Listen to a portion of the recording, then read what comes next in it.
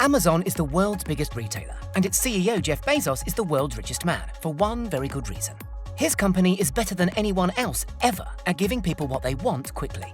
Amazon acquired its undisputed status as the heavyweight champion of the retail universe thanks largely to its lightning-fast delivery times. The astonishing feat of ferrying hundreds of millions of items, from guitar strings to saucepans to car parts, directly to your door inside 24 hours is nothing short of a modern logistical miracle. So how does Amazon do it? A super smart army of slave robots, for one. Ingenious, if occasionally unscrupulous, management practices are part of the answer too. And the modern-day voodoo of deep learning AI, all of which are made flesh in the most advanced stockrooms the world has ever seen. So join us today as we button up our high-vis jacket and journey inside Amazon's smart warehouses. In the year to September 2020, with the global economy in the teeth of coronavirus and the bleakest employment outlook in history, Amazon reported global revenues of little under $350 billion. That's roughly double what it earned in 2017, by the way, only 3 short years earlier. Not bad for a company which only started trading in 1994. Amazon has built its empire on a platform of sheer, unbeatable convenience for the end user. You, the customer, need a product. So you open the app or have a quiet word with Alexa, and next day, hey presto, it's sitting on your doorstep. Moving products from A to B quickly is not easy. Compared with other modern technology giants which barely need to exist in the real world, think of Netflix, Google or Facebook, Amazon needs to shift an astonishingly vast amount of sheer bulk safely, precisely and quickly, all day, every day. So how does it do it? Last year, a senior Amazon executive described Amazon's warehouses, rather poetically, as a symphony of humans and machines working together. How does this symphony actually work? Let's take it from the top. Before you've even logged onto its website, Amazon has a fairly good idea of what you're going to buy. This is all down to the semi-occult 21st century abracadabra that is deep learning AI, which Amazon has been leveraging to incredible effect since around 2015. Put simply, an algorithm makes some assumptions about you based on your age, location, socioeconomic background, and purchase history. It will then, hours, days, or even weeks before you actually log on, ensure that your local warehouse is stocked with appropriate quantities of stock you're likely to consider buying. This might be a certain style of racy swimsuit that the algorithm anticipates will be the hot new must-have come springtime. It might be the paperback novel for a soon-to-go viral TV adaptation. In January 2020, for instance, Amazon's algorithm correctly anticipated high incoming demands for face masks, and, well, we all know what happened there.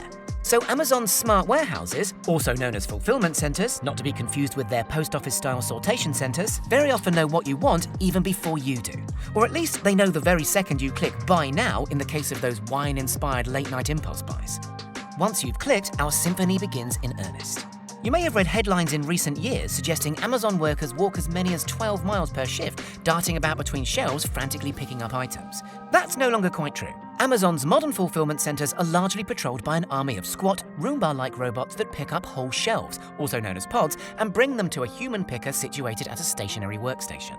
Amazon's enlistment of this whirring battalion began in 2012, when the company purchased robotics company Kiva Systems, the market leader in warehouse automation, for an eye-watering $775 million cash. The company's flagship model, commonly referred to as Kiva, is around 30 centimeters high and capable of lifting 450 kilograms in weight, whilst traveling at around 3 miles per hour. The substitution of these squat orange automatons in place of dashing human workers makes a colossal difference to Amazon's bottom line. It's been estimated that Amazon's warehouses can now hold 50% more stock and retrieve that stock 3 times faster. This reduces the overall cost of fulfillment by some 40%. Cheaper, quicker warehouses mean products that are more affordable for the end user, and crucially, products that are much more likely to be on the van driving down your street the following day. Amazon isn't about to stop there. In a move that could be described as either ruthless or inspired, upon purchasing Kiva, Jeff Bezos changed the name of the company to Amazon Robotics and told all previous Kiva customers, household names like Gap, Walgreens and Staples, they'd no longer be allowed to buy new Kiva technology.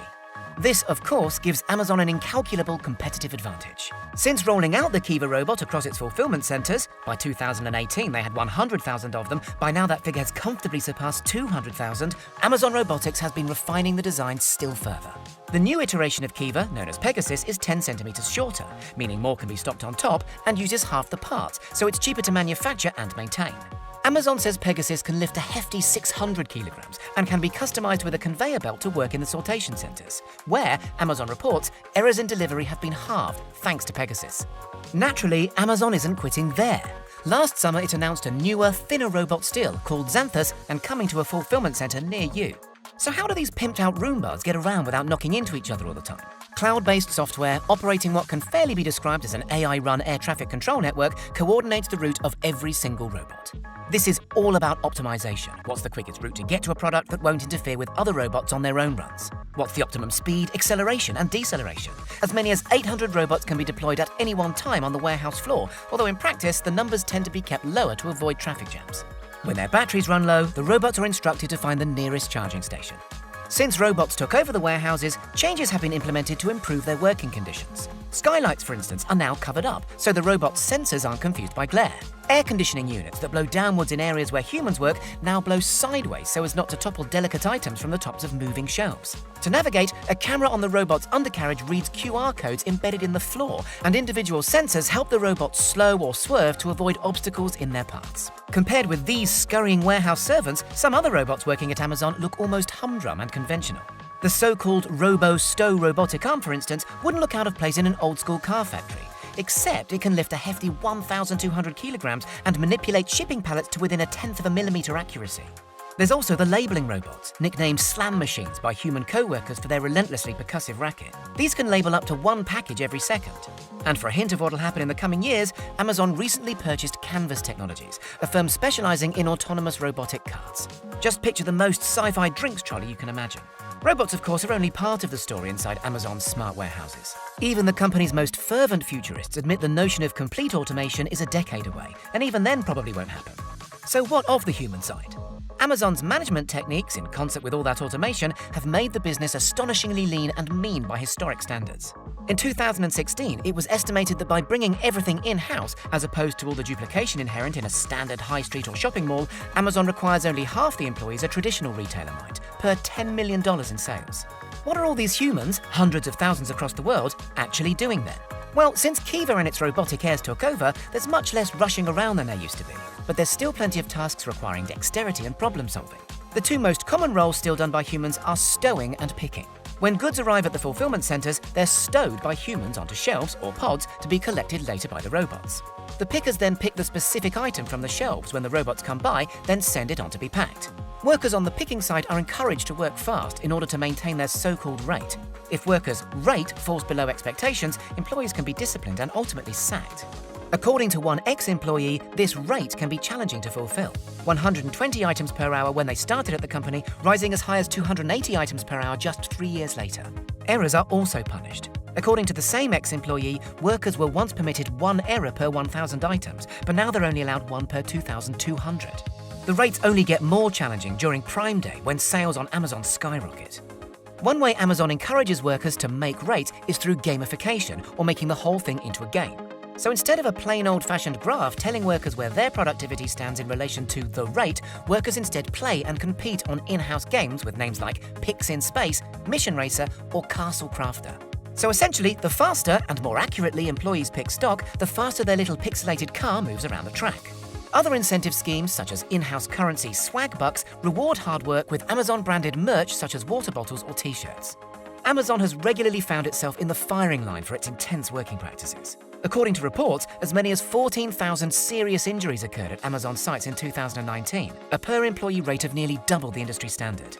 Deaths are infrequent, but not unheard of. In the UK alone, during the 3 years to 2018, ambulances were called to Amazon warehouses 600 times. For its part, Amazon is keen to stress it invests tens of millions of dollars into workers' safety awareness programs, but there's no denying injuries spike around Prime Day. So are Amazon's ultra-efficient warehouses ultimately a force for good? While COVID-19 laid waste to vast swathes of the conventional retail landscape, this year Amazon has been processing up to 40% more orders than expected. In the month leading up to March 23rd alone, toilet paper sales increased 186%, sales of cough medicine skyrocketed 862%, and children's vitamins went up 287%. Plainly, in a world where going to the shops can be a risky business, Amazon is fulfilling a need, and as such, ever greater numbers of people are relying on it. Will the robots steal our jobs then? The outlook is unclear, but within Amazon, it's plain to see that humans are still needed for many aspects of the work.